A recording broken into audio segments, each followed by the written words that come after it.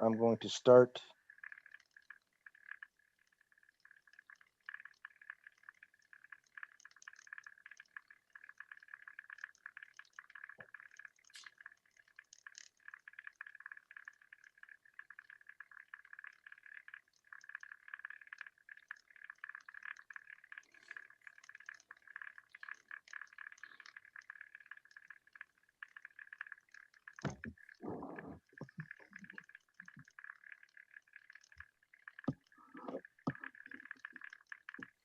Good evening and welcome everyone. We will get started in just a few minutes with our conversation. Glad to have you all here this evening.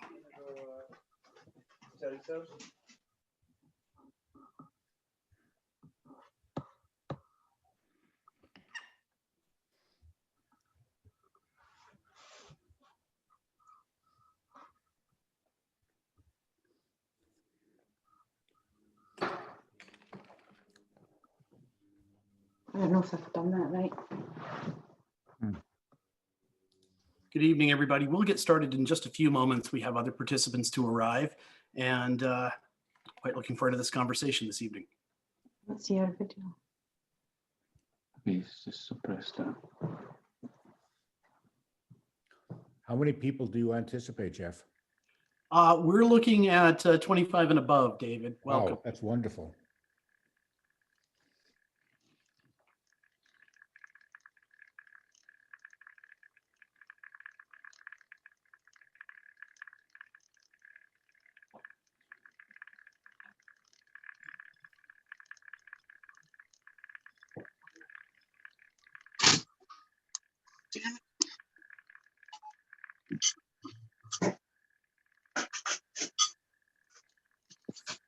So good. No, Just one. Hey, good evening, everybody. For those of you that are just joining, we're just holding on for a couple more minutes to allow participants to join. If you'd be so kind as to place yourself on mute in the meantime, and we will get started in just a couple more minutes. Thank you for your patience and for attending this evening.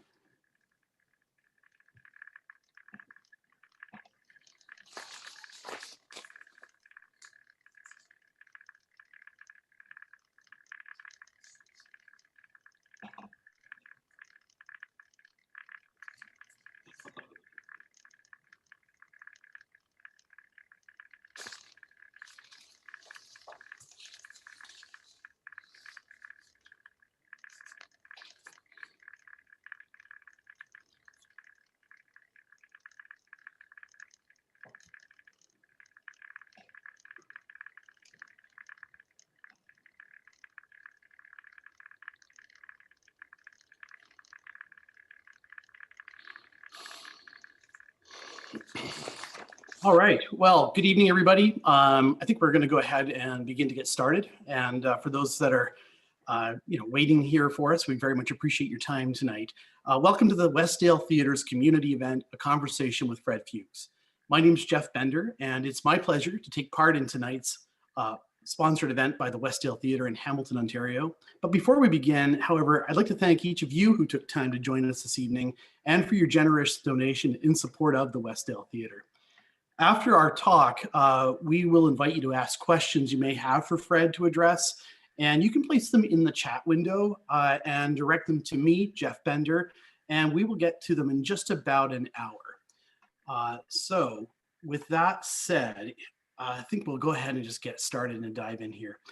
In 1990, audiences returned to theaters on Christmas Day to reunite themselves with the Corleone family with the North American premiere of The Godfather Part III. 30 years later, the film's director, Francis Ford Coppola, has released a newly edited version of the film titled Mario Puzo's The Godfather Coda, The Death of Michael Corleone.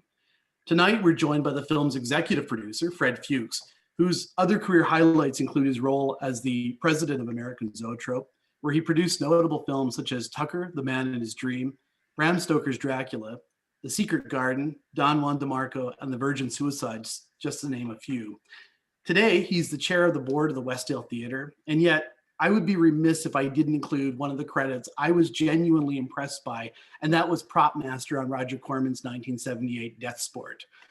So we welcome Fred, and we're really pleased to spend the evening having a conversation about this amazing film. So first of all, Fred, I want to ask you, can you remember what were you doing on this day 30 years ago? That's a great question. I don't think I was at the movie theater. I had seen this movie probably, a few hundred times by then.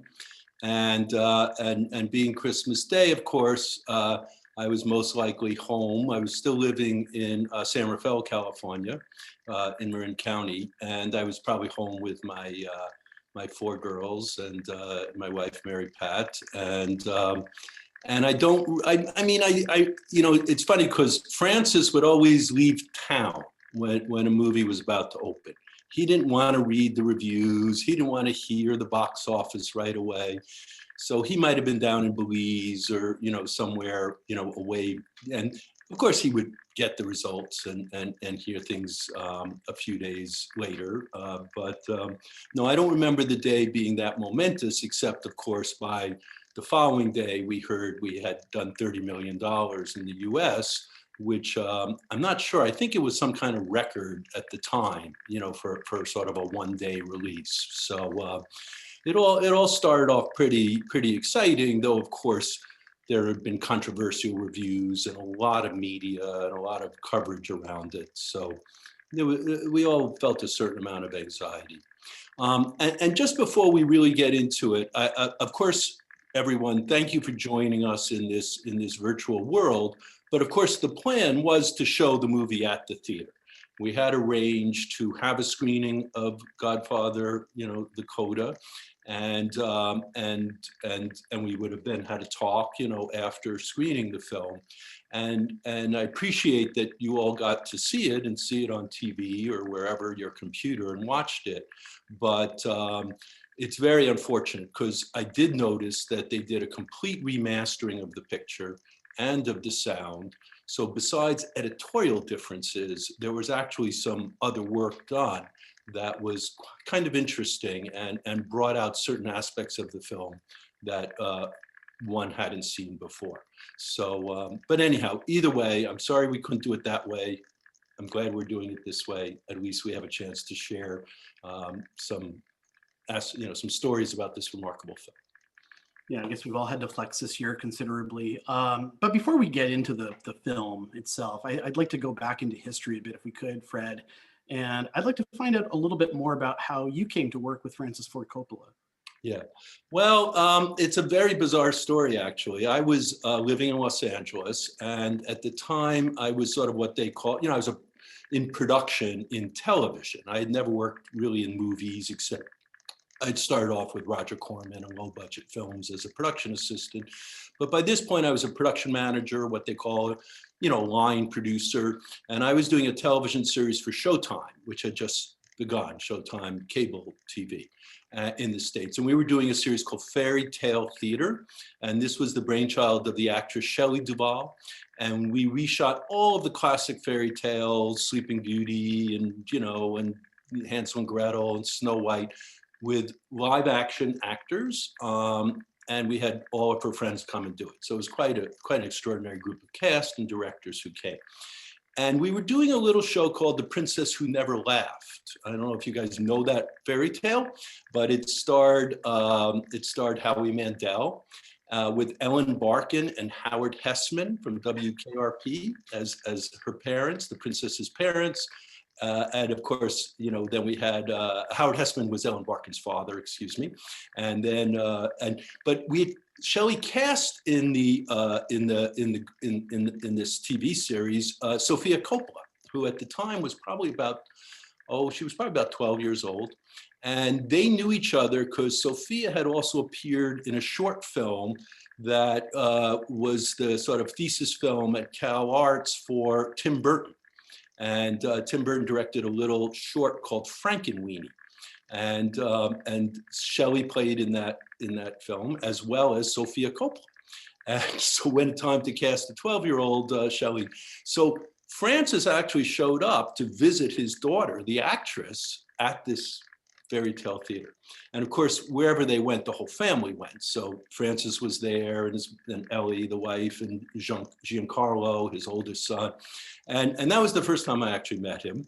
And then 2 years later, Francis Coppola came and directed one of the fairy tale theaters. He directed Rip Van Winkle, starring Harry Dean Stanton, with Talia Shire and Tim Conway. Anyway, it was a very bizarre thing. So we met and we had gotten along quite well during that time. This was probably around 1985. And then he called me about a year and a half later. I thought, you know, I'd probably never hear from him again, but he did ask me to come up to Northern California and help produce a film called Tucker, A Man in His Dream, which was being produced by George Lucas and financed by George Lucas. So I worked with Francis as a line producer on that film, and then again as a line producer on New York Stories, which was a 3-part film that was Francis, Martin Scorsese, and Woody Allen that we did for Disney. And then I got a call that summer that he was starting to think about doing Godfather 3. And he wanted me to come to Northern California and help him sort of figure out the business of what it was and how we would make the movie, even though no script had been written yet. So Paramount had always been after him to make Godfather 3, and he had always refused. He really thought he was done with the Godfather stories. Of course, there was no more book to, you know, adapt. And other people had been hired by Paramount to try to do a Godfather 3 without Francis. You know, it's owned by Paramount. It's not owned by Francis. He couldn't control what was done, and he couldn't have done this new cut without Paramount's approval. But so what he decided to do was he hired me to do what we called a feasibility study. And so Paramount basically gave us a little money and hired us and gave us 3 months to go out and try to figure out what would be the budget of another, you know, of a Godfather 3. But of course, there was no script. But so what would happen, though, is I would meet with Francis and he could talk about elements he wanted in the film. He knew there were going to be scenes in Sicily. He knew he wanted to do the majority production at Cinecittà, the studio in Italy. He knew he wanted to shoot in New York City and there'd be exterior scenes in New York City. And most importantly, he knew he wanted all the actors back for the film. So we actually had to go ahead and sort of negotiate the deal with all the actors, you know, Al Pacino and Diane Keaton, and, you know, to what would it take to bring everyone back for the film, and also the key collaborators, Dean Tavoularis, the art director, Gordy Willis, the director of photography, you know, et cetera. So we did this exercise and came up with a number. I think it was around $48 million. And basically Paramount agreed to greenlight the movie, assuming these actors would be in it, before the script was ever written. Very unusual way to make a movie.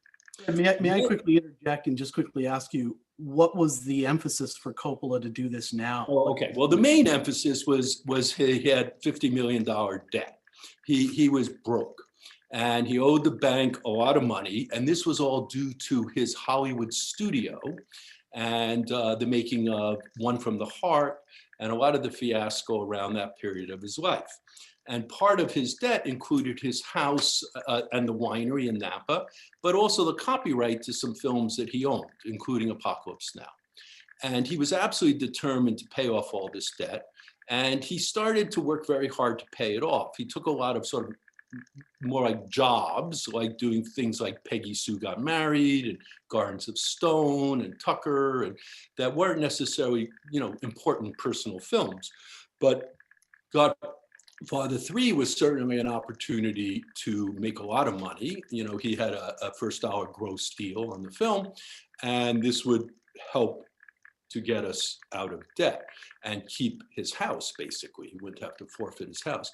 And eventually the debt was paid off, though not until we finished Bram Stoker's Dracula. So much of the motivation had to do with money.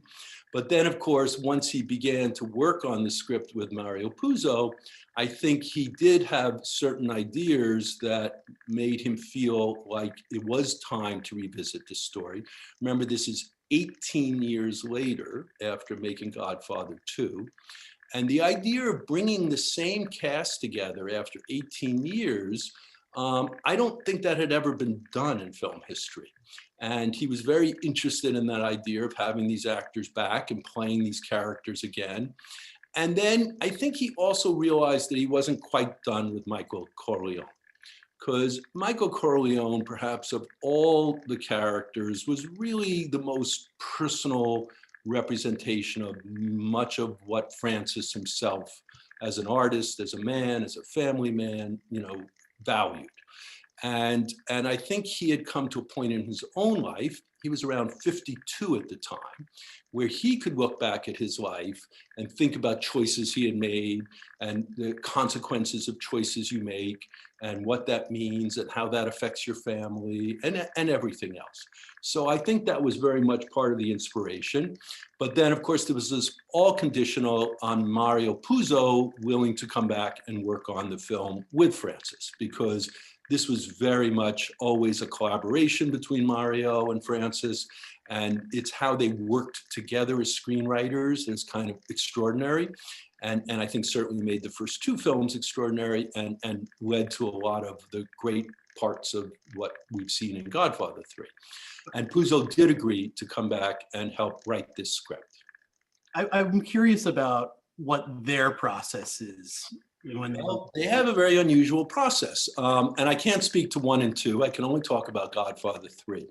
But once this film was green-lit, Paramount in their brain already was ready to distribute it.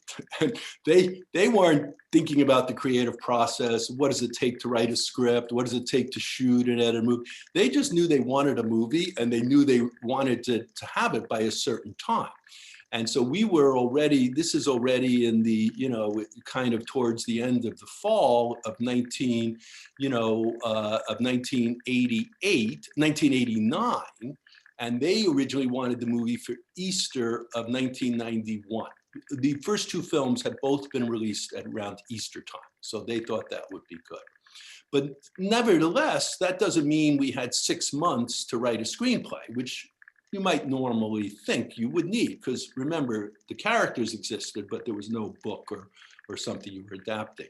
So instead, basically, they had to write the script in around 6 weeks, which is unheard of. But the way they managed to do it was not by sending drafts back and forth, but they would go on retreat and work literally, passing pages back and forth every day.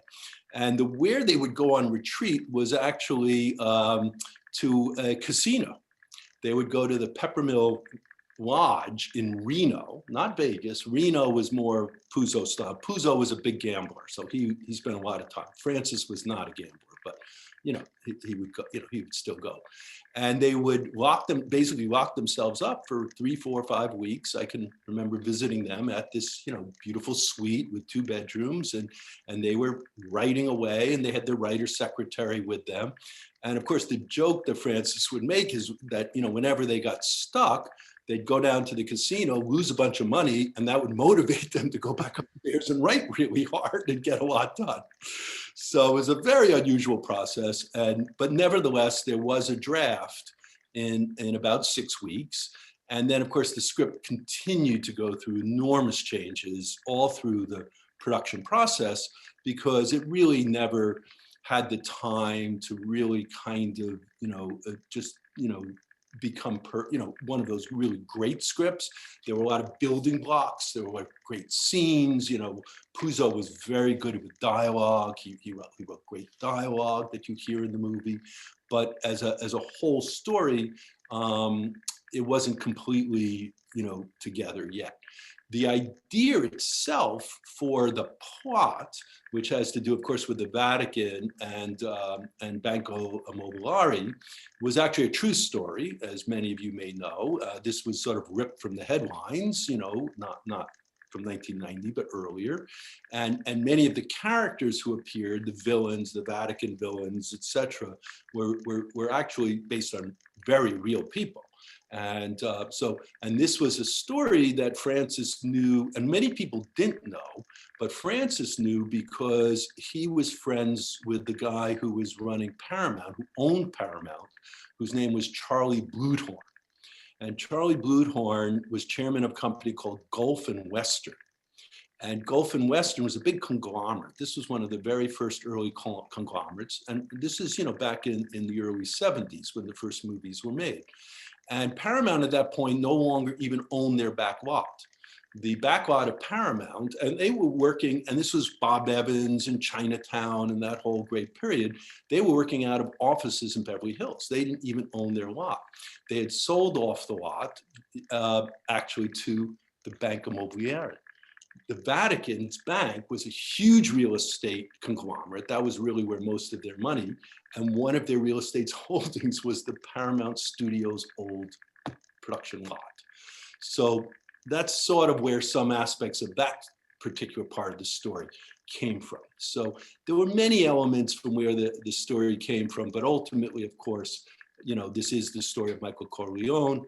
This is the story of Francis revisiting this character and finding, new depths to explore with this man after this period of time. That was always, his ambition with the screenplay. So you get the movie greenlit, and now it's time, even already talking about getting the talent assembled. I wonder, maybe we can switch to the actual production a little bit more and maybe start. Before we get into the production, I thought I would mention one or two critical parts of the casting that had a very profound effect on the screenplay. So, of course, almost all of the actors did come back, and we did have deals set up with them. But the one character, of course, who ultimately did not come back was Robert Duvall, who played Tom Hagen. And this was strictly about money. This had nothing to do with Duvall not wanting to be in the movie. He loved playing Tom Hagen, but it always bothered him that Pacino was paid so much more than he was. And in fact, for Godfather III, I think Pacino was making 4 times as much as Duvall was going to make. And everybody, the agents all talked to each other and blah, blah, blah. But the screenplay that they had written included Tom Hagen, and he had a very important part in Godfather III. And in fact, as I recall, and remember this is 30 years ago, so some of my memories may not be completely accurate, he was actually killed about halfway through the movie, and that became a very significant plot point. So once it was clear that that Duvall was not in the movie, that had to be rewritten, and this new lawyer character, BJ, who's played by George Hamilton, kind of appears, as well as Tom Hayden's son, who is a young priest played by John Savage. So he wasn't really in the original script as well. So that was the first kind of major shift that occurred. But another very interesting casting part of the film was, of course, who was going to play Vincent and who was going to play Mary. Now, Anthony was a little easier in a sense because Francis was absolutely obsessed with the idea he had to be a professional opera singer, that he didn't want someone dubbing his voices in the opera. He wanted a real opera singer to be in the part of Anthony. And that's how we wound up casting Franco, I forget his last name. Ambrosio. Yeah. Was a very good singer, maybe not the strongest actor ever, but one sometimes questioned why there wasn't a more significant actor and perhaps a more significant part for Anthony. But the decision was really focused on what was going to happen in the opera in that last 20, 25 minutes. And then, of course, the decision of who to play Vincent and who to play Mary was a huge subject of conversation. And we actually used to shoot screen tests in those days. We would actually have the actors come up to Napa. We had a big rehearsal barn, and they would act out scenes, and we would shoot them on film and screen them and everything else. And of course, there were lots of candidates who wanted to play Vincent, including, of course, Andy Garcia, who got the part, but Alec Baldwin came to do it, and lots of, the young actors of the day. But one of the most interesting parts was that we actually got a phone call. Francis got a call from an actor who desperately wanted to be in it, who had actually been in Godfather II, and that was Robert De Niro. And Robert De Niro came out, insisted on coming out to Napa and having an audition done to play a character who was ostensibly his grandson, right? Because Vito would have been Vincent's grandfather. He was Sonny's son, right? The only problem is the character was written for a 26-year-old, and De Niro was probably around 42 or 43 years old, mid 40s at the time, but he was absolutely convinced he could look 26, and he just was so excited about the karma, playing his own grandson. And he came out and did a very interesting audition, but did not get the part. And the actress who was obsessed with playing Mary was actually Madonna. And Madonna, if you remember, had made Desperately Seeking Susan. And in fact, soon after that, she was in Dick Tracy, of course, which was done at the same time. But again, she was actually too old as well. Madonna was 24. And Francis's notion was Mary was 17, 18 years old.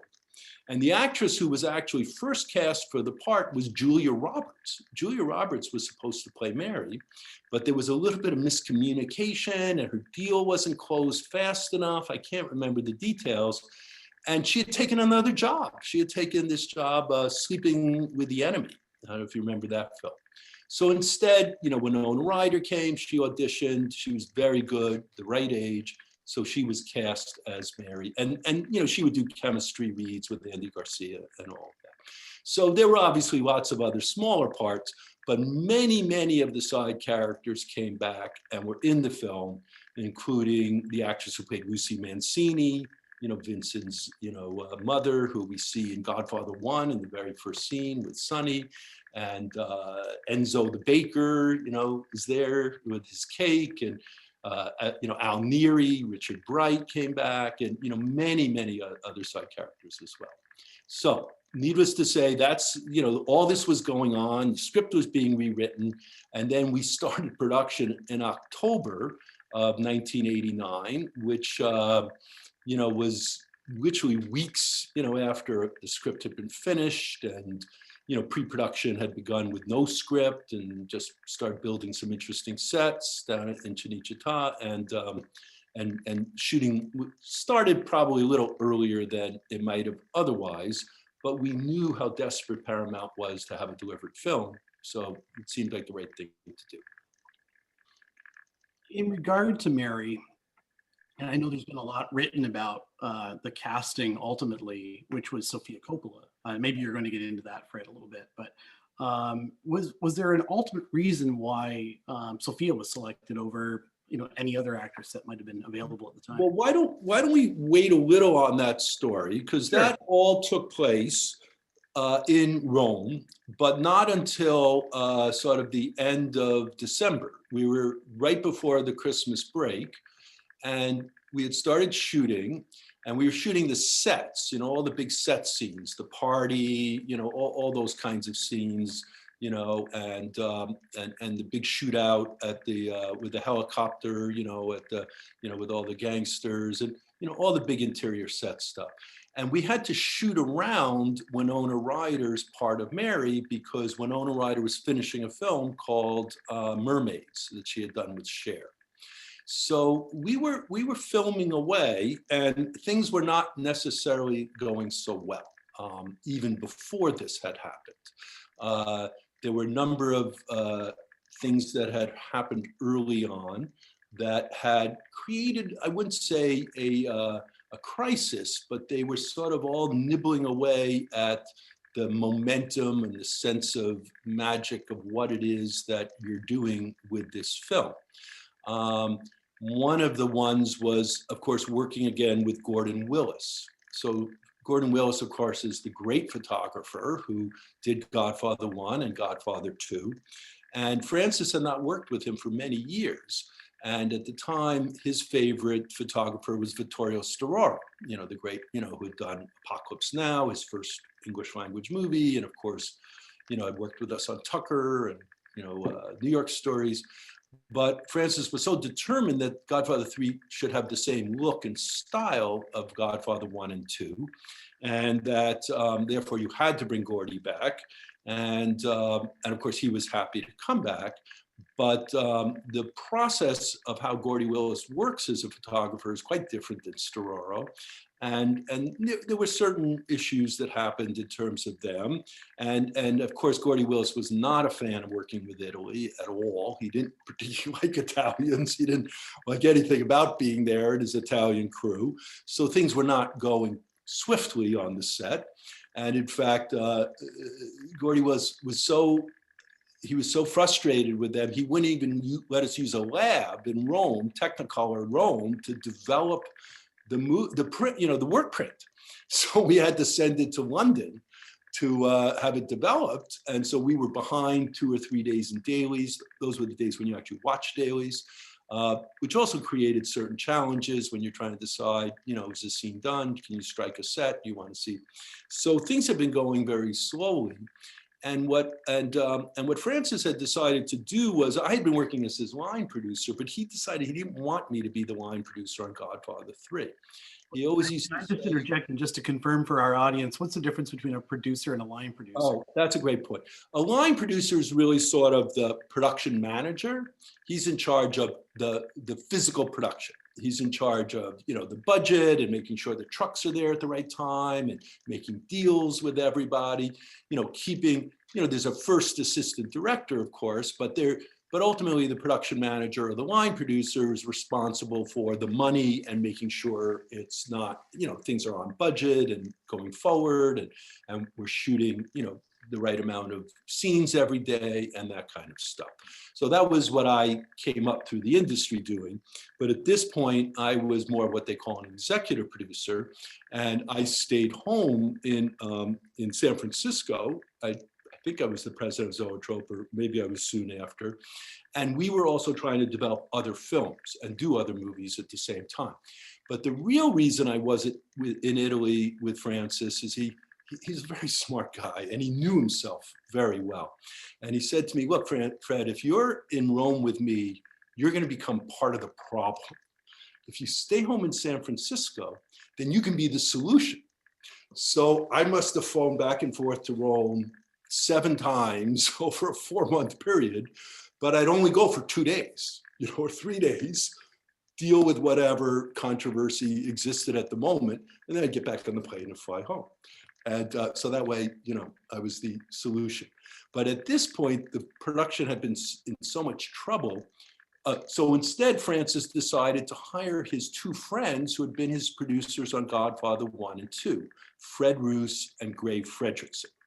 So he had not worked with Gray Fredrickson for a while, and Fred Roos had done some casting and other things with us, but he brought them to Rome to run the production for him. And unfortunately, that did not go terribly well. So by the middle of December, I was actually flying to Rome to fire his best friend producers and send them home. And I brought with me a new line producer named Charles Mulvihill, a very experienced line producer. Is that what that means by solution? Yeah, well, yeah, because, again, otherwise I'd be the guy getting fired. Then what would he do? A president of his company, he doesn't really want to get rid of me, So anyhow, and right around the same time, Winona shows up. And Winona, unfortunately, could not perform. She was quite wasted after doing Mermaids, and Cher did not necessarily have the best influence on her. And she was, 17, and she was with her boyfriend, Johnny Depp. And she and Johnny was, lovely, wonderful guy, but, always a bit of a wild character. And anyhow, it was pretty clear she couldn't perform, regardless illness. We don't have to get into that. And then Francis was stuck because there was nothing left to shoot. He was already feeling a lot of financial pressure and pressure around the schedule because he was sort of behind. And as much as Paramount wanted him to, sort of shut down and let's figure this out, and there are many other good Italian actresses that we could hire, and there were a few names being thrown around. But of course, Francis really wanted a 17, 18-year-old girl, which Winona was. And most of these actresses were like Madonna. They were in their mid-20s. So Sophia was there because, of course, his family goes everywhere with him. And because it was going to be the Christmas holidays, she was over there, on the set, as often she'd be. And he made this, very intuitive decision to cast her in the part of Mary, which meant we didn't have to shut down, which meant we could just keep shooting and keep going, which was important to him at the time. And of course, he also saw the character of Mary being not unsimilar to his daughter, Sophia.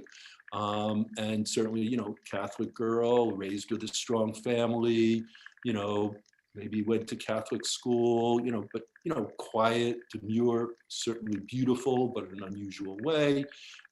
Strength, but, not really some 17-year-olds are quite mature. This was not a very mature or worldly 17-year-old. Mary had led a sheltered life in this story and in this film.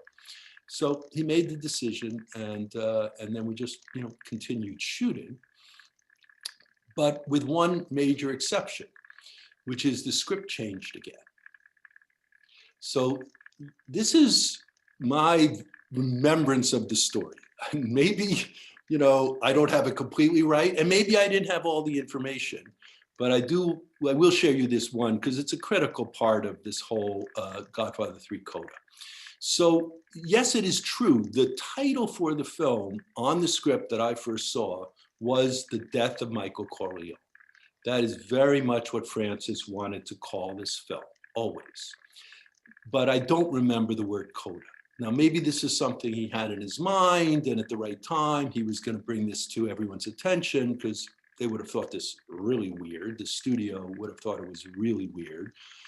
Quick sidebar, Godfather Part II almost never got made. And the reason it never got made is Paramount refused to make a movie that was called Part II. It had never been done in Hollywood before. And Francis insisted on calling it The Godfather Part II. And Paramount, well, what if you haven't seen Godfather I? Then no one will go see Godfather II. But that fight he did win. And of course, now after that, there became 500 Part IIs, Part IIIs, Part IVs, Part Vs. But this was the first movie, Godfather II, that was ever a Part II. So here we are, Death of Michael Corleone. And in the original script, at the end, Michael Corleone was killed on the steps of the Opera House. And very big tragic ending, and the death of Michael Corleone. But once he had cast his daughter Sophia, and we were in this process now of having shot for a couple of months, I can remember very clearly the conversation where Francis made a decision to change the end of the movie, and that instead of Michael Corleone being killed on the steps of the Opera House, Mary was going to be killed on the steps of the Opera House instead. And obviously a very dramatic thing. Anyone who knows anyone who ever lost a child certainly understands how that can be so much more dramatic and more painful than dying yourself. And no one knew this better, of course, than Francis Coppola himself, because Francis had lost a son who was 22, I think, at the time, while they were making a film called Gardens of Stone, and he was killed in a boating accident. And Giancarlo was his name, and he was Francis's best friend and brilliant filmmaker. He was involved in Cotton Club and did a lot of the titles and some of the very interesting visuals, and was really on his way to be a spectacular director, and in a way much more like Francis himself versus Sophia and his other son Roman, who are very different kinds of personalities. Both of them are much more like their mom than they are like Francis. So what an incredible story. And of course, for me, this was so obvious in a way, because all of Francis's best movies, in fact, most filmmakers' best movies, are ones where they draw from their own personal life. And they bring their personal life into the characters and into the plot. And somehow that creates a much deeper, resonance and energy.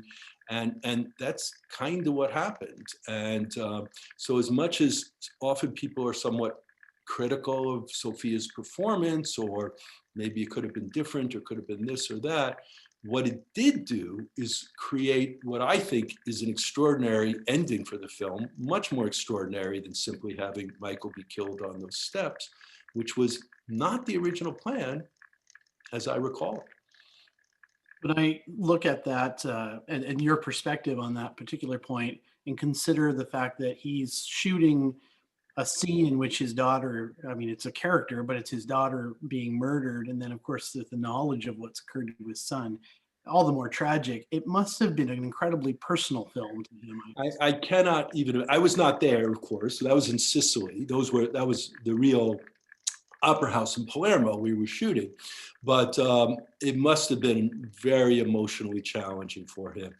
And I do know, of course, the loss of Giancarlo was the great loss of his life. And every year, Labor Day, when the anniversary of his death was a very dark time around Zoetrope. But again, it really, if you think about what this story is and how the story of Michael Corleone, the story of this man trying to find some kind of redemption, forgiveness, for his life, it's, the parallels are there. And again, I think one of the reasons Francis was willing to do the movie at all was he did realize there was something from his own life, again, as a 52-year-old man, that he could draw upon to help tell this story and to make, for there to be a good reason to do this Godfather III film, other than just make lots of money and get out of debt. Which I suppose, and we're going to talk a little bit later about the reception of the film, but I think it makes it probably even more painful with some of the, malignant things I think have been said about the movie over the years. But going back to the Coppola family, if you look at the cast and you look at people involved in the film, it's a real family affair, isn't it? It's always a family affair with him. There were 5 generations of Coppolas in the film business, if you can believe that, because of course, he had both a son and a daughter, Roman and Sophia, who have directed movies. His granddaughter, Gia Coppola, is a director. She directed a movie called Palo Alto, a couple of other small films. And in fact, you see her very frequently in the movie.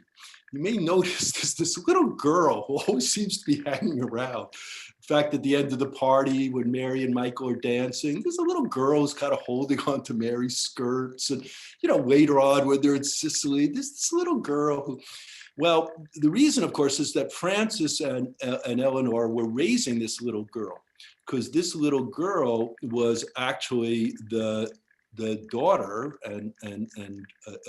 of Giancarlo, the older son who died. And in fact, when he died, he wasn't married, but he had a girlfriend, Jackie Fontaine, and Jackie, though no one knew this, was pregnant. So it almost gives me shivers, because after losing their son, they literally found out, a few weeks later or whatever, that this girlfriend was pregnant with this baby. And of course, the girlfriend was, 18 or 19 or whatever she was.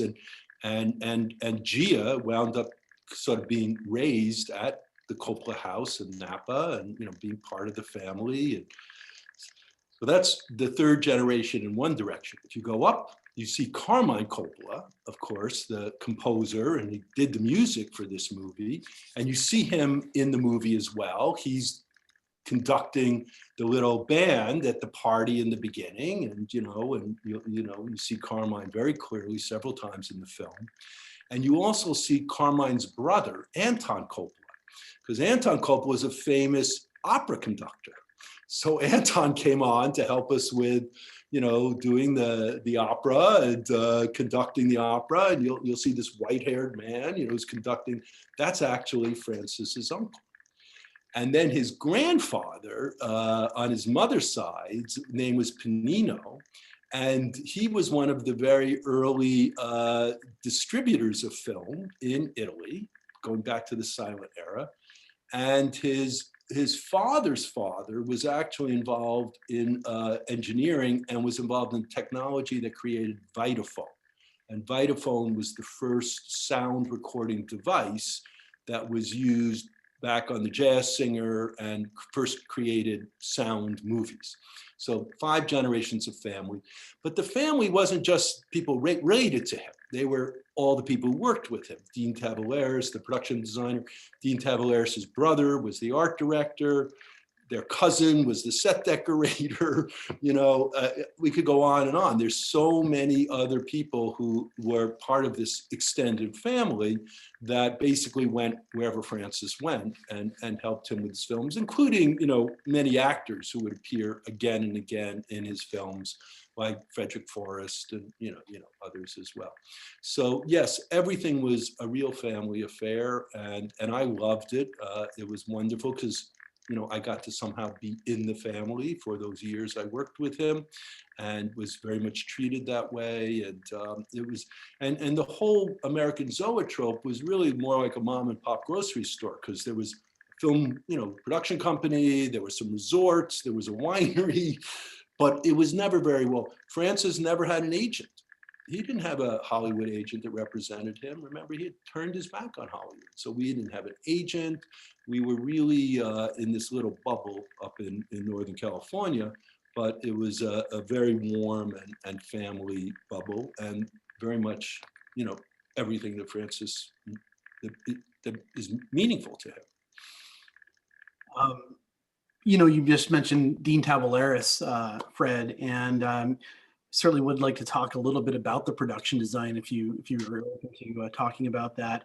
I think there's so many incredible scenes in this movie, and you know, from the party at the beginning to the helicopter shootout, which is, you know, incredibly over the top, and of course there's that extraordinary finale at the Teatro Massimo in Palermo. I'm just curious, number one, do you have any, you know, any stories or anything related to the helicopter shootout? Did that go fairly smoothly, or was that it looked very... Yeah, well, no, that went very smoothly, of course, because there was no helicopter. Right. No, for sure. That was the genius of that scene, is that you set up, you know, Michael arriving in a helicopter, you know, at this Atlantic City casino, whatever. So in your mind, you've seen a helicopter and heard a helicopter. But if you really examine the big shootout, you never see any helicopter. All you see are all these bullets raining in from, you know, outside the windows, and, you know, you assume you're up on the 40th floor or something, and you hear lots of helicopter noise, but you never see a helicopter. So, you know, obviously it's still not an easy scene to shoot with all the squibs and, you know, people dying and things shattered and falling apart.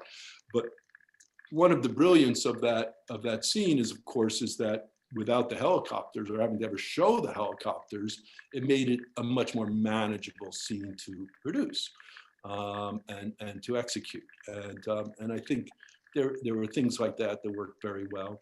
In fact, in general, anytime there's violence in a Godfather movie, it's always very specific and tries to be a bit unusual. Now, Francis personally abhorred violence. He was one of the most non-violent human beings I ever met in my life. I mean, he had a temper and he'd get angry and yell, but this was someone who just couldn't deal with violence, didn't want to watch violence, didn't like violent films, et cetera, et cetera.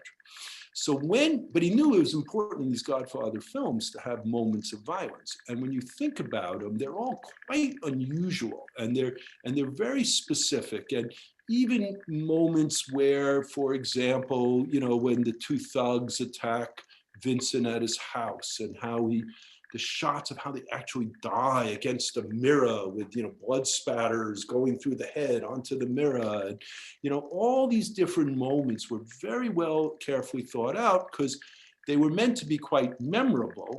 But of course, if you really examine, you know, the body count, or, you know, how much actually violent stuff happens in there really isn't that many moments of violence. Obviously, you know, killing Joey Zaza, you know, during the festival on the street in New York. And then, of course, the most famous one being the killing of Lucasy with his own glasses. That was lots of people remarked about that moment, because it was sort of a very unusual idea. And of course, the character that Lucasy was based on was a real character, and he was particularly known for his big, thick tortoiseshell glasses. So it became quite obvious, though that actually wasn't in the original script. The killing of Lucasy was actually one of the very few reshoots. Again, my memory might be wrong about this, but I vaguely do have this memory that was actually something, one of the few pickup shots that did later on.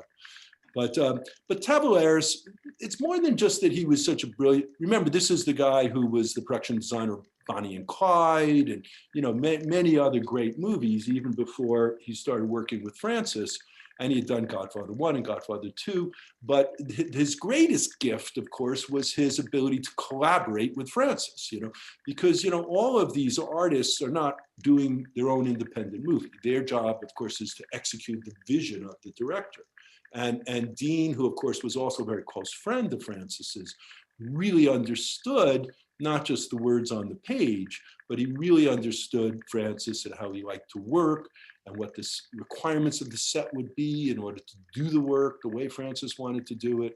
And then of course, was, from my perspective as the line producer, he had done Tucker and he had done New York Stories, was also very conscientious around, budget and working within the limitations of his funds.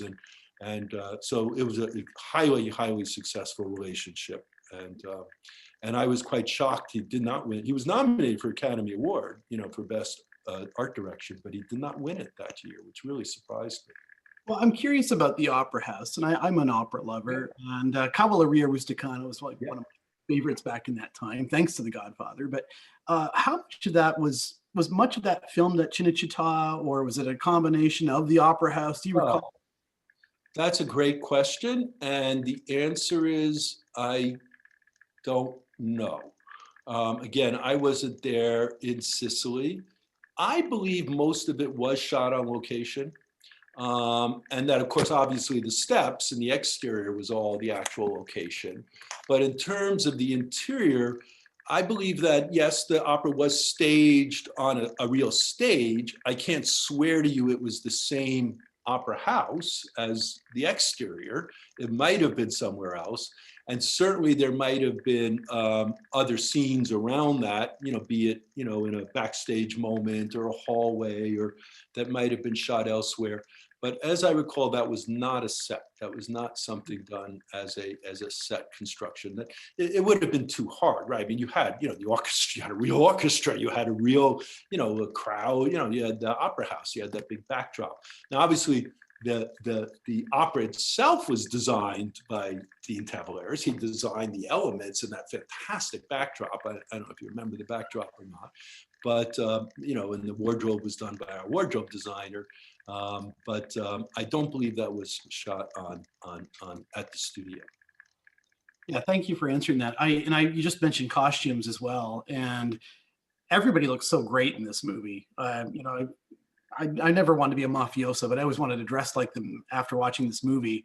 And it's a far cry from like tracksuits that you see typically in Scorsese's mafia movies. But can you talk a little bit about Milena? Yeah, well, this was a case where the original costume designer did not come back.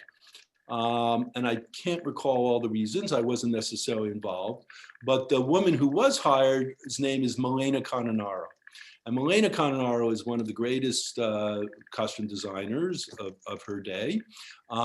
She works with Bertolucci. She works with all the great, directors. She worked with Stanley Kubrick, and Francis had known a little about her. And of course, because we were shooting in Italy, right, and we were going to be shooting at Cinecittà and so much of the locations, it was easier to hire an Italian person because she could have her Italian crew and we didn't have to bring people with us like we did with the art department. And she was just a joy to work with. She did a fantastic job. And I agree with you, the costumes I find absolutely extraordinary, especially watching them again this time. And I was shocked that she did not get an Academy Award nomination. The film had 7 nominations, including production design, photography, best film editing, but not costume design, which always sort of surprised me. And I can't really explain why. Maybe partially, well, interestingly enough, she was nominated that year, but for another movie she did. She had been the costume designer on Dick Tracy, and she was nominated for the costumes on Dick Tracy. So maybe that's part of why she couldn't get nominated for Godfather 3 as well. It would have been, the vote got split or whatever happened.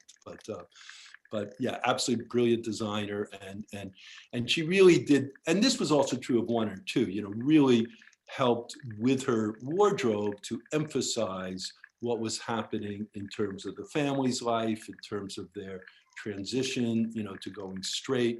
Certainly, if you look at the evolution of Vincent, and his wardrobe throughout the film, with the leather jacket at the beginning and his red, whatever, smoking jacket in the scene in his apartment. And then, he wore brown suits, and then finally he winds up in the black suit by the end. But, very, very brilliant. And again, there's so many ways that these craftsmen enhance the story, help bring out the story. And the best ones, of course, don't necessarily do it in an obvious way, and you're not really paying attention to it. But if you look at the details of it, that makes a big difference here. Well, and I think if we talk about production, before we get into the film itself and talk about some of its themes, naturally the big topic this year is in relation to the Godfather 3's director's cut. And earlier today, we actually got a question from Charles Criminisi, who had this to say: the re-edited version is, to me, a more compelling and cohesive story. What changes were made from the original version that may have resulted in this? And I wonder if you wanted to talk a little bit about. Sure. Well, I recently watched, the Coda on my TV set, like everybody else. And I was really struck by a couple of things. Well, the first and most obvious one is the beginning of the film. Because the plot of Michael trying to go straight and getting involved with the Vatican and in some way, his family, ultimately being able to finally walk away from the life of crime and getting exonerated.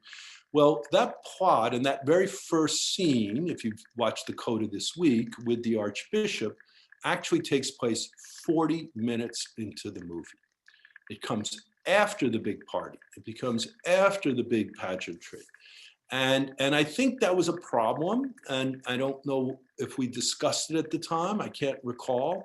But of course, there was always this sense then, well, what am I watching this movie for? Am I watching this movie just because character study and interesting to see these actors? Or isn't there a plot to this movie? So by moving that scene up to the very beginning, you now know what the plot is going to be. So then when you spend 20 minutes at this party meeting all these characters and seeing how everybody relates to each other these days, at least you knew that a plot was going to happen at some point. And, and some of the pipe had been laid for it. And it kind of organically continued from there. There were other small changes. I think Francis said there were 350 little cuts. But of course, there was no new footage that was introduced, right? Also, if you remember, the way the film opened originally was these beautiful shots of this sort of decaying Lake Tahoe estate, right? Which were very symbolic of kind of, the old days that were now gone. Because of course, you remember Godfather 2 opened with this glorious sequence, at the Tahoe estate. And that was not originally in the script. That was something that was added much later in post-production by another editor who came on named Walter Murch. And he found this footage that had actually been shot during a location survey of the Lake Tahoe estate before the Lake Tahoe estate had all been rebuilt and fixed up for the purpose of the film. And someone had shot this footage, and somehow Walter remembered it.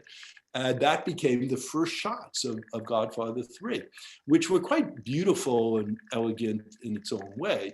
But in terms of engaging the audience into a narrative and a plot, they all really kind of delayed that finally happening. So very interesting change. And then, of course, the other very big change was the very end, right? Because at the very end, although, of course, the version that was first released did have Mary dying on the steps and Michael surviving.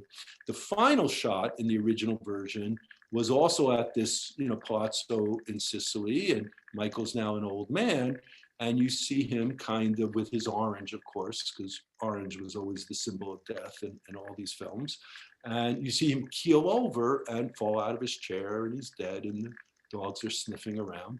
And now instead it ends with a close-up of Michael's face, but he's very much alive.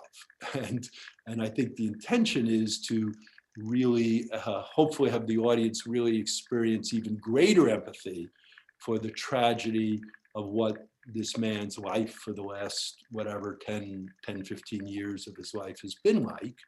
And somehow that would be, you know, a more powerful ending. And personally, I'm not sure, you know, what is more powerful. I don't know, again, you know, because I knew the other version so well, I thought there was kind of a finality and almost a, you know, a philosophical comment about, you know, what is life really anyhow? You know, it passes so fast, and here's this man, and so tortured, but, you know, he's like, we all die, you know, versus now this idea that he's just this guy tortured and racked with, you know, with you know, these feelings about what went wrong in his life. But those were the two major differences, Charles, as far as I'm concerned. And then there were some differences again with the imagery, the way the film was actually timed. Remember, in the old days, we actually had film. It was a, you know, a photosynthetic process. We timed it that way, and the film had a texture, it had grain, it, you know, it looked quite different than what you're looking at now, which of course is a 4K digital master, which gives them enormous latitude to control color and to control contrast and things like that. But it loses some of its quality in my mind, because it feels almost a little too sharp sometimes, too crisp and clear. You lose a little bit of its kind of sense of nostalgia of the past. I noticed certainly blue. Gordy Willis hated blue, but if you notice some of the scenes in Sicily, other places, you'll start to see a little more blue in the sky and in the background. In fact, in general, I found in this cut, you could see background better. And I think that's also a function of it being digital instead of being film, you know, little objects, little shadows, movement. But, you know, so, but in terms of the actual story and the actual editing, those were really the big changes. However, as you read all the reviews and everybody's response to the film, people are responding very differently to the movie. And I don't think it's necessarily just because of the changes in the cut or changes in the lighting or even the sound was remastered. I think it's simply that we're watching the movie 30 years later. And instead of watching it with the anticipation and you can't imagine the anticipation, what was Godfather III going to be, you know, after all these years. So you were trying to live up to, you know, one of the two greatest movies of all time. You know, it was kind of a loaded gun you were facing no matter what you did with this film. And therefore, I think people had a tendency they had expectations of what it'd be. They had their own desire of what they thought the story might be. And they brought all that kind of baggage to watching the film. And then they had read stories about Sophia and, you know, and some of the problems on the set. But now, 30 years later, we don't remember any of that. Of course, we remember two great movies, but I think people are able to watch the film now in a more, perhaps a slightly more objective way, and perhaps appreciate some of the qualities of the film that somehow just weren't noticed at the time. And the most significant one, at least for me, had to do with Al Pacino's performance as Michael Corleone. Because believe it or not, people didn't think he was that great in the movie. He was not nominated for a Best Actor award. He had been nominated for both of the first two, Best Supporting Actor on Godfather I, Best Actor on Godfather II. Never won for either one.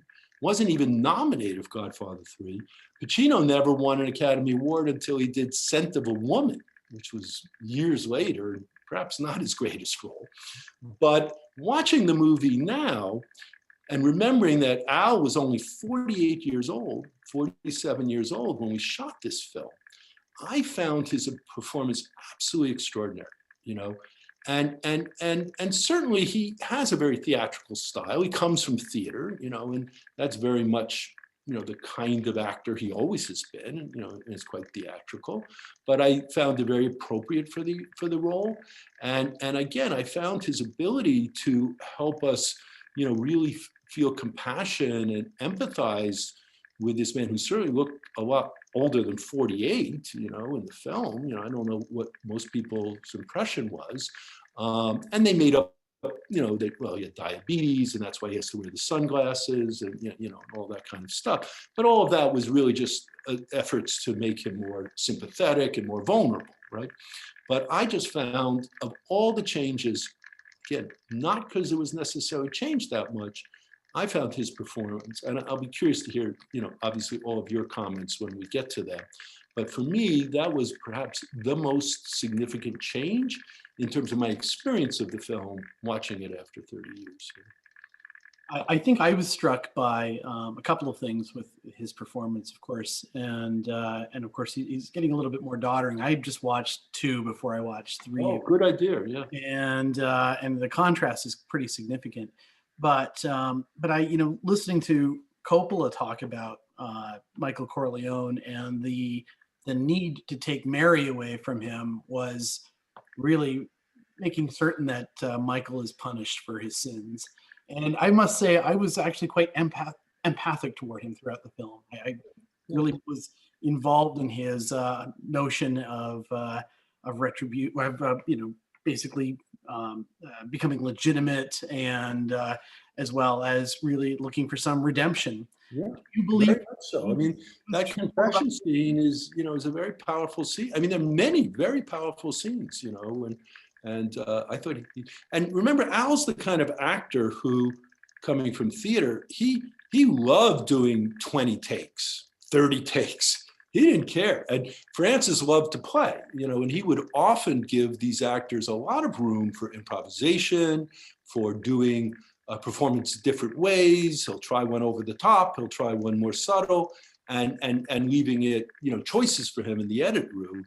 And there's some wonderful asides and little improvs throughout the film. One of my favorite lines, of course, is Joey Zaza when he's, with all the kingpins walking around the table, and he makes this big speech. And one of his great lines is, "I'd like to get a pin from the Pope." That was not in the script. That was Joe Mantegna's ad lib. But Francis loved that, and he would keep the ad libs and all those kinds of fun things that would happen. So that answered a question I had: is how loose was that experience for you? It's always very loose. The joke we used to have was the script is like the newspaper, because you publish a new one every day. And it was literally like that with Francis. He would, work. And each morning he would come in with some new ideas about a scene and maybe some changes. And he would use ad libs that had been done the day before that he decided to keep. And part of it was a strategy on his part, because actors have a tendency to sometimes over-prepare themselves. So they know what scene shooting that morning, so they'll get all ready and they'll learn all their lines and they'll know exactly how they want to do it and how, where they're going to, how they're going to perform the part. And for Francis, the whole key to filmmaking was life, creating a sense of life in a film, and not, so it's not feel canned or over prepared, or actors are just, worrying about getting to their marks on time. And so he would often change up the dialogue in a scene just for the sake of changing up the dialogue. So the actors had to stay on their toes, they couldn't necessarily, I mean, not all the time, but, sometimes, to just keep things in that kind of free-form way. Some actors absolutely loved working that way. Gary Oldman, of course, and and then some of them just couldn't stand it. Some of them, like Anthony Hopkins, wanted it all worked out and rehearsed and prepared. And so it really depended on the actor. But I think that in general, certainly a lot of the scenes between Kay and between Michael were scripted, but there were moments that came out of working the scene and shooting the scene, and then obviously the editorial. That was also a part of the film that I thought worked much better for some reason now than it did 30 years ago. And I don't think it's necessarily because it was re-edited so much, though there were a few trims and stuff. But I think, again, there was something about Diane Keaton's performance that seemed somehow, at least to me, much stronger. And because you have to remember with Diane and with Kay, that was always sort of a bit of an underwritten part, right? It wasn't Puzo's and Francis's greatest strength, and Diane Keaton as an actress is a much more naturalistic actress. She really kind of spontaneous and just, really much kind of on the surface. She doesn't have she wasn't in theater. No, that's not true. She was in Hair, but she's not a theatrical actress. But in this film, rather than seeming bland, and I think it's because the audience has become more accustomed to that style of acting. We're much more used to actors who kind of give us that natural kind of quality in their performances. And I think that maybe that was part of, I don't know. Again, curious to hear what everyone else thinks, but to me, she was stronger in this film. In our household anyway, the role that was a revelation, and I've seen this movie many times over the years, but the one that really stuck out to me was Talia Shire as Connie. Just incredible in this particular movie. And I'm wondering, was that one of those opportunities where she and Francis would have worked things out as far as her character development was concerned? Well, I think Connie is Talia, and Talia's Connie. It wasn't that hard to work out the character development. Very. She was always that character, that actress, and now, of course, she's sort of this, Madame Borgia, kind of with her. Talking about great costume. Hold on one second. Talk about great wardrobe. And yeah, I mean, she is a very, especially, of course, knowing her whole backstory as we do, to see her now embraced by Michael, kind of, running the house, being, Vincent's big supporter. Yeah, she has her part in this film for sure. There is a Borgia Lady Macbeth quality to her. Yeah. And I mean, Death by Cannoli, Fred. Yeah. Well, that wasn't necessarily my favorite moment in the movie, but Death by Cannoli, yeah. Well, just as we're beginning to we're going to move to QA soon, if you're okay with that. But before we do that, just a couple of other quick questions, and just some things I've been curious about. When you revisit a movie that you were so involved in, what's it like for you as an audience member? Can you disconnect or? Well, again, this certainly I watch movies that, projects I worked on 20, 25 years ago or whatever, and it's always interesting to watch them again, sometimes painful because mostly you see the mistakes and the things, you realize, well, we should have done that better. God, how anybody could have started Godfather 3 without, the plot as the first scene just seems incomprehensible now, but that,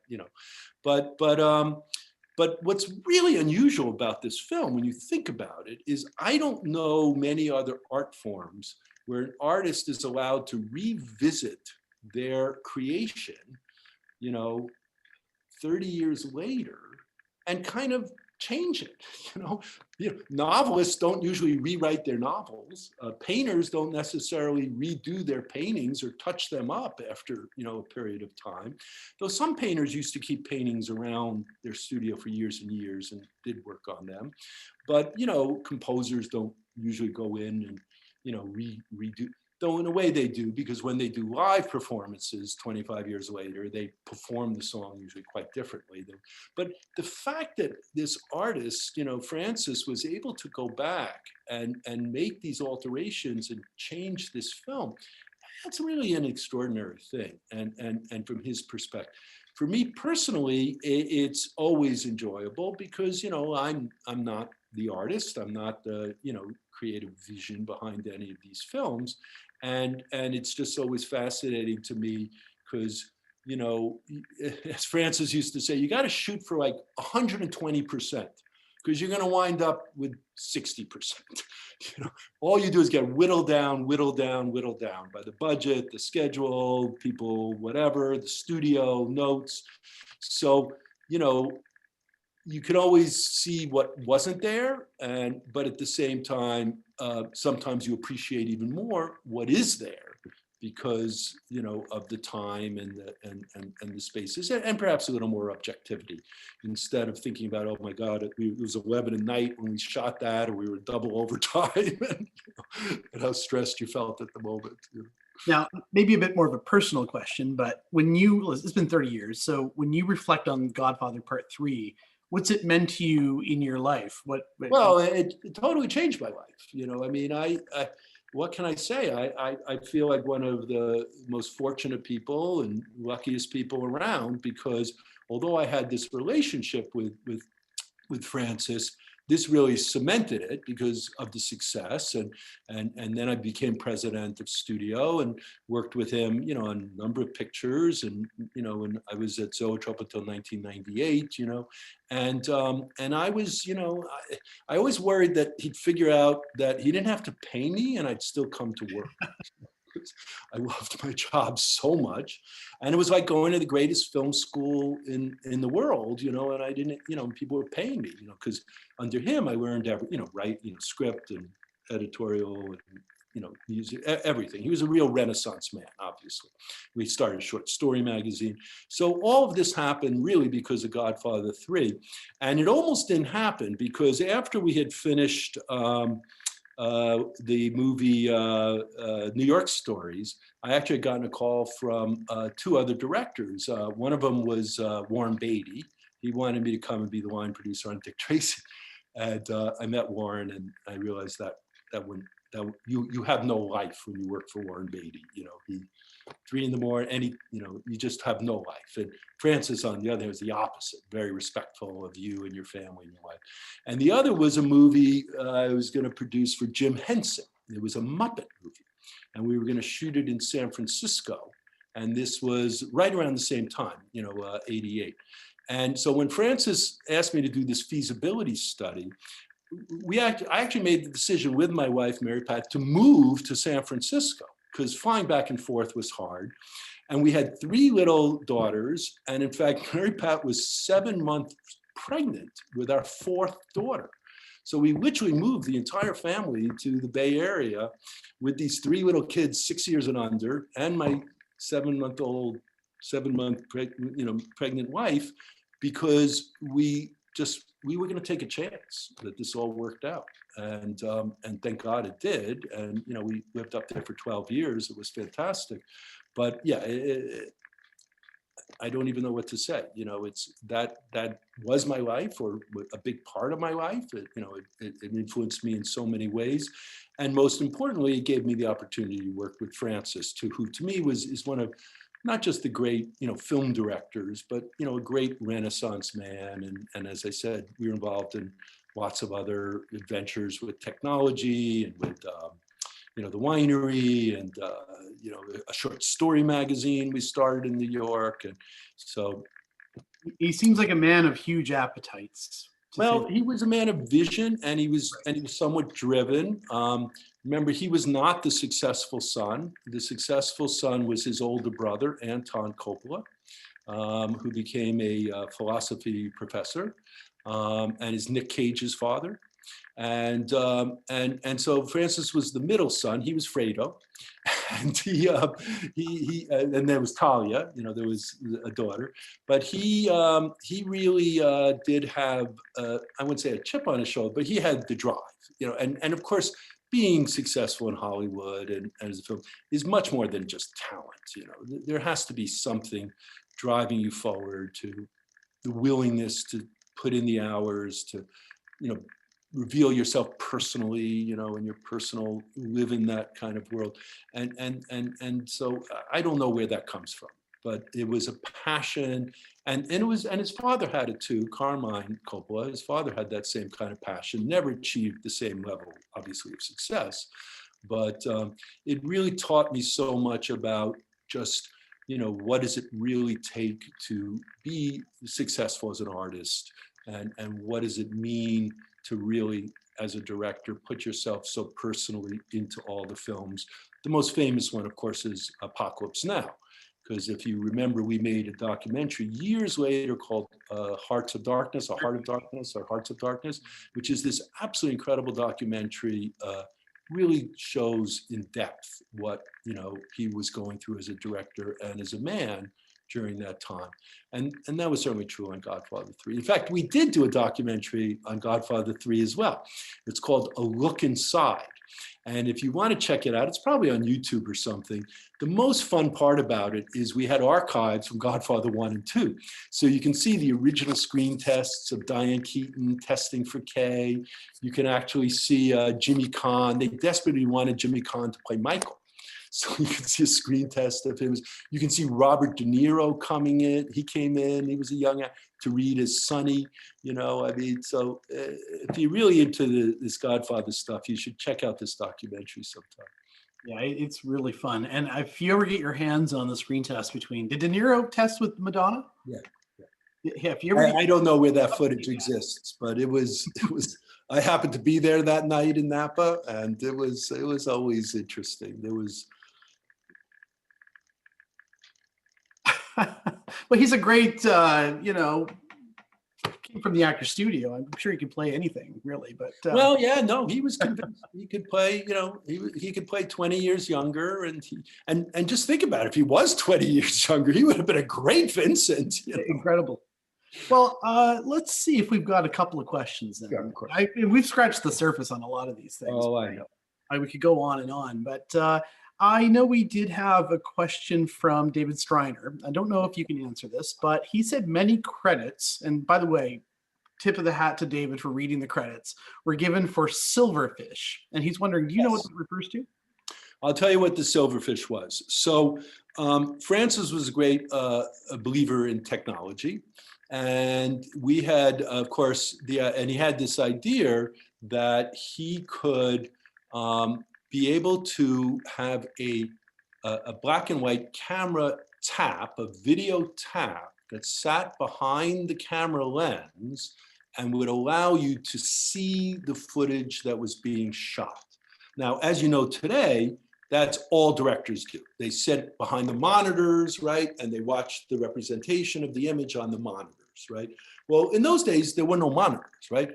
The director sat next to the actors, right? Or he actually sat in front of the camera, or he would, they were performing to him. The director had no idea what the image was. You'd look through the camera lens once in a while, but he had to trust the photographer. And that's the way movies had always been made.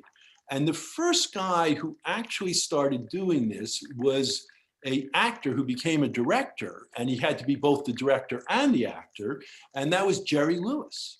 One of Jerry Lewis's great contributions to cinema was this idea of having a video tap. So anyhow, but Francis started doing that early on, in the 80s, and of course this video tap allowed him to sit in his chair with a little black and white monitor and kind of, still see the actors. He would always sit in a little rocking chair. He didn't like director's chairs. He had a bad back. So he had a little foldable rocking chair, wooden rocking chair, and he'd bring it to the set, and you always placed it, close to the actors. But he would have this big hunky black and white monitor sitting on his lap that he would be able to refer to and look at. And then we realized we could record that video tap. So what it meant that was in the Silverfish, he had a video editorial sort of system where he could look at the black and white, the recordings of this video tap, and kind of remind him, what had happened, what worked, what didn't work. It was also his motorhome, meaning, there was a bed and he could cook food. I think there was actually a hot tub in there. The Silverfish was an Airstream trailer, right? That had been just completely refitted with every strange little thing you can imagine. And he would take this everywhere he'd go. And it also allowed him to watch reference tapes. We would also record rehearsals. He could refer back to the rehearsals. So it was a tool he used. And in fact, on One from the Heart, he got a bad reputation because people thought he was directing from sitting in the Silverfish, which isn't really true, but it was a creative space and a private space for him to work out. But the Silverfish was so important, we actually shipped it to Italy by boat. It took like 2 months or something.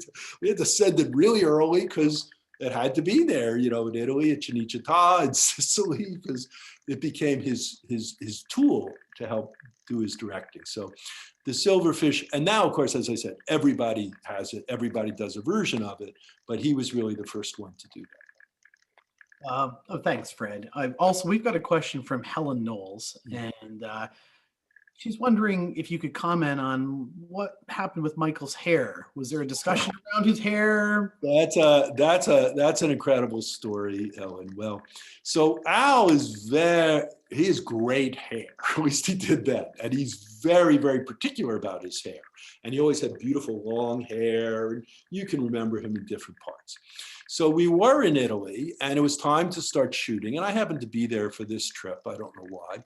And he had to get a haircut, right? Because, you know, this beautiful long hair would have been really inappropriate for this businessman, you know, and the part he played. And there was some conversation about what he should look like and what the haircut could be. But as I recall, Francis wasn't there that day. He was scouting locations or something. Anyhow, I just remember we were sitting somewhere and Al came in with this haircut. And it was shocking, absolutely shocking. Nobody expected this flat top. I don't know what it was, you know, and there was this Italian hairdresser, you know, who's very famous, and we top out, and you know, when they're cutting it, I don't know if Al's able to tell what's really going on or not, but it was not a great success as a haircut, and there was a lot of concern. But you know, he couldn't play the whole movie with a wig. You know, that would have been kind of hard to do. So it was just kind of like, okay, you know, we're just gonna do it. And I don't think it was helpful for Al. I think, you know, actors are all very insecure, including Pacino, and I think it, you know, kind of freaked him out a little. But you got used to it. And again, watching the movie back then, I couldn't watch the movie without staring at his hair all the time. And obviously it impressed you, Helen, but the story behind it is it was kind of accidental. Thanks, Fred. Feel free, by the way, to send any of your questions through the chat window, or you can send it directly to me, whichever you prefer, and we'll read it out to Fred. I'm wondering, did you get any blowback or any, you know, emphasis from the Vatican on this storyline? Did you ever hear from anyone from them? No, that's a good question. I don't know. I don't know what the Vatican had to say. Obviously, it's embarrassing. They were certainly presented in a very negative light, though these were not new stories. This had been stuff that had happened a while ago, and the banker being hung from the London Bridge, you know, is absolutely fact that there was this Swiss banker, and there was this Lucasy character. And then, of course, you know, the death of the Pope, right? You know, I mean, that did happen, you know, nobody knows if he was poisoned or what, but, you know, this Pope, there was a Pope. Again, you have to remind me, my memory's slipping, but who did die very shortly after getting, you know, anointed. So, but I don't know. I think the Vatican in general doesn't comment on stuff. You know, they don't want to really get drawn into any of the controversy around it. But some of these challenges, and certainly the Vatican is still one of the biggest real estate holders in the world. I mean, that part is true. I don't know if it's called the Mobiliary or what it's called. And there are all these different financial institutions within the Vatican. But I don't recall us ever being criticized and there being controversy around this particular, retelling this part of the story. Incidentally, for the audience, if you want to find out more about this, if you Google the Sindona affair, yeah, exactly. That's the reference Fred was mentioning earlier to history. By the way, are people asking questions in Q&A or in chat or in both? I don't see any in the chat window so far, but feel free. So it's in the Q&A. Feel free to come off mute if you wish and ask. Yeah, if you want to come off mute, I'm happy to take questions in person or anything else. I have a question that I've submitted. Jeffrey, you didn't get it? I In the don't see question and the answer? window, Barbara. No, Go ahead, Barbara. Okay, well, my question is, and this is a really silly minor little detail, but in the scene before the helicopter massacre, when all the They were all sitting around a circle. They passed a tray of jewelry around. Mhm. I just wondered, is that some sort of a ritual or what? Oh, yes, that's absolutely a real kind of mob. I mean, this is where Puzo was so great, right? Because, he was not in the mob, don't get me wrong, but he did know some, some gangsters, and he was a gambler, and certainly, Godfather 1 made him a bit of a hero, to be honest with you, with the mafia, because they all actually took on some of the characteristics of the way they were presented in Godfather 1 and incorporated them in his life.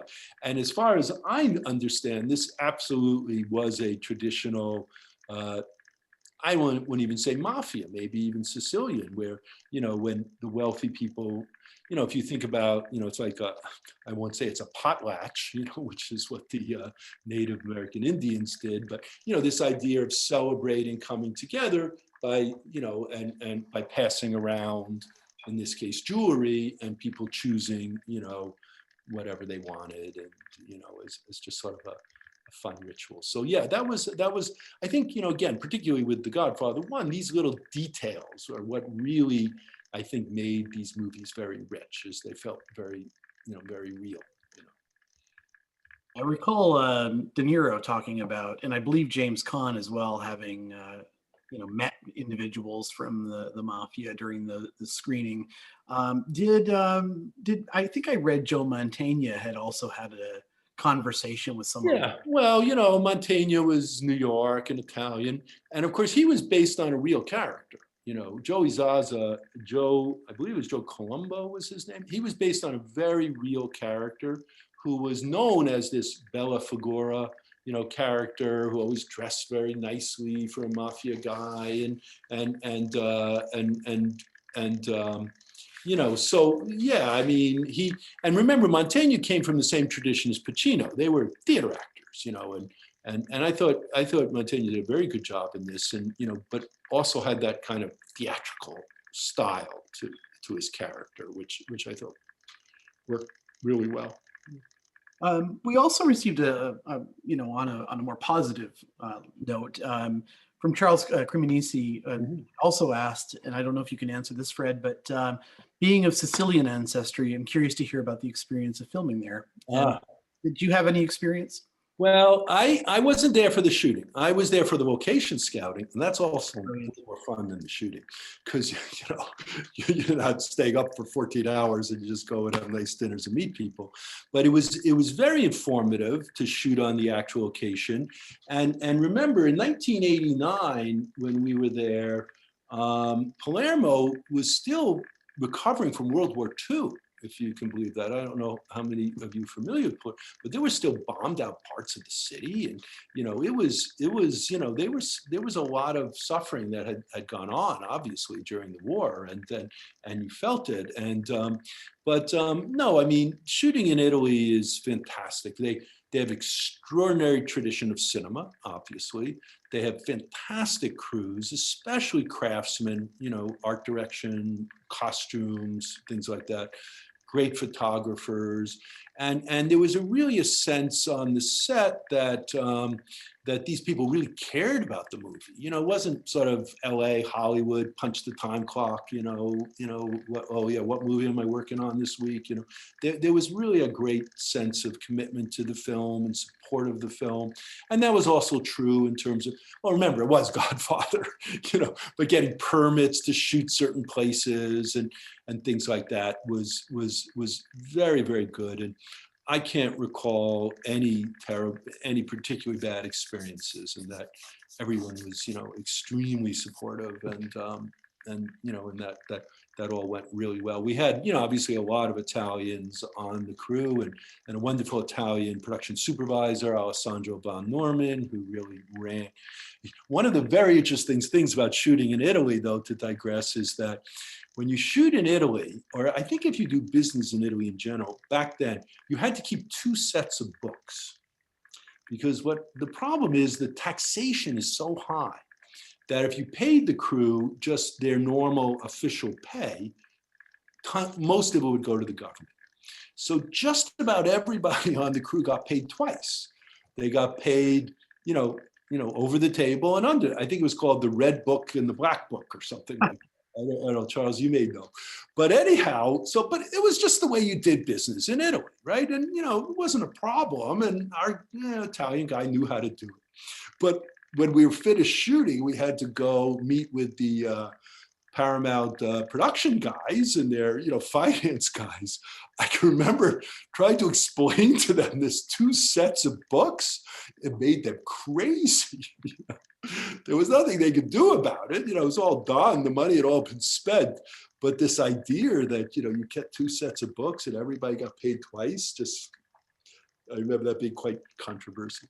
But no, I love Sicily. I'm dying to go back there one day. But I wasn't there for the shooting, so I don't know a lot of the other details. Well, thanks, Fred. I was amazed by Cinecittà. I took a little pilgrimage there. I'm a Fellini lover years ago, and must have been quite extraordinary. Yeah, we had Fellini's office. That's where they based us, and they just finished shooting Baron von Munchausen, which had those unbelievable sets. You remember the Terry Gilliam movie was there, and it was just an extraordinary, very civilized way to work.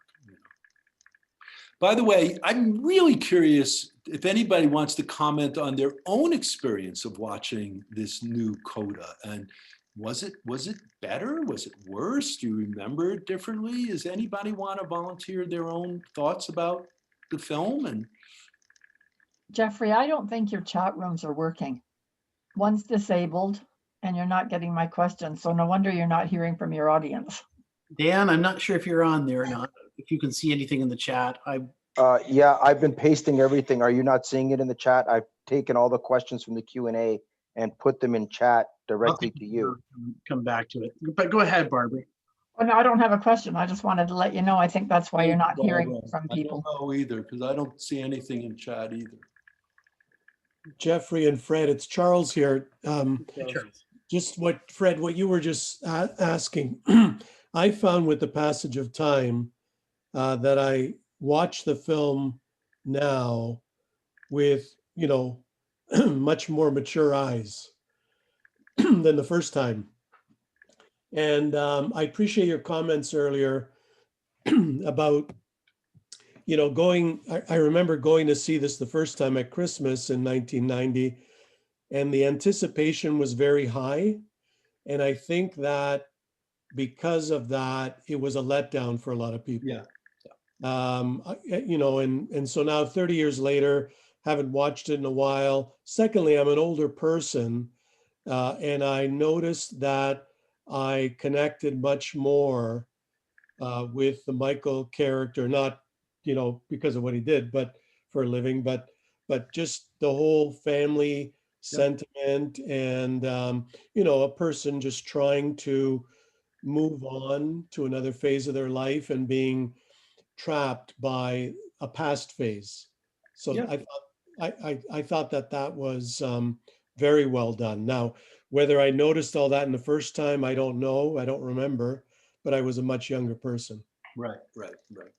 Well, I think that's what a lot of people seem to be saying, and certainly was my experience that because every time you see a movie, it's really not just what the movie filmmaker is trying to say. It's what you as the audience experiences, right? That's what ultimately makes great movies, and there's no explaining it. Why certain people love certain movies, other people hate them, but it really ultimately has to do with our own experience of art, right? And what do we bring to it, and where do we find empathy, and what aspects of sort of the human condition is the filmmaker interested in talking about, and how relevant is it to our own life at the time? So I completely agree with you. I think this is a film that a lot of people went to expecting kind of the more action and theatrical, adventures of the first 2 films.